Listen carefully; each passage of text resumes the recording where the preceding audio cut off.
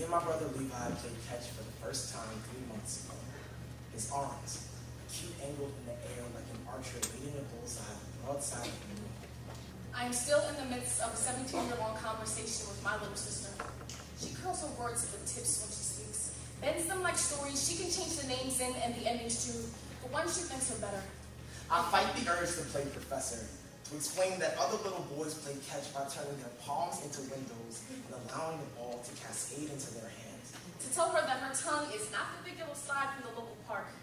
She plays with ideas there anyway, launching them from her mouth like gum that's lost its flavor just so she can stick them back under desks or scream them black into sidewalks. In all of their genius, they just seem to speak a language my mind is too monochromatic to understand. See, my brother is a painter, never been much of an athlete, but has an aerosol can tone that can make the most simple sentences sound like a 1989 subway car baptized in graffiti. My sister is the heart-shaped mouth of misunderstanding.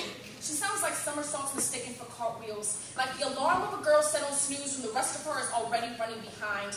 Some call it disability, but I like to think of it as an art form, a divine gift through which our younger siblings pull pictures from thin air.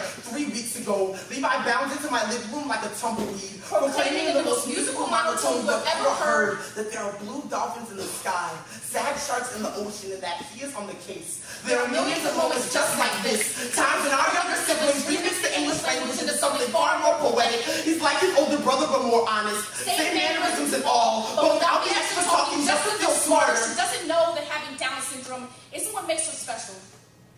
I'd say it's her uncanny ability to make strangers want to swim a million leagues of her smile, or to make walking away from them feel like waking up from a good dream. Levi says exactly what he means. On no one else's schedule but his own, his mind, a beautiful boombox that just seems to operate on a higher frequency because children with autism use at least 3% more of their brains than everyone else. So there's clearly nothing missing here, just an excess of intelligence we don't have the words for. She speaks to me with lips that look like sideways books. So I have to tilt my head a bit to listen, boil rice and bones to the piece of my loaf. Just so I can hear her, see her.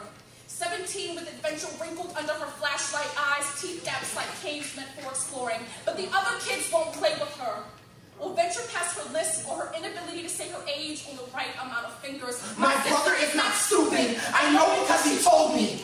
Frowning, like untouched playground gravel and clean hands. Laughing until he loses his voice and sounds like a rusty swing set. Pushing on in a world that labels them without ever asking their names. Levi Nathaniel Bennett. Katie Suzanne Smallwood is a soft-spoken genius with the most wonderful voice this world has never heard.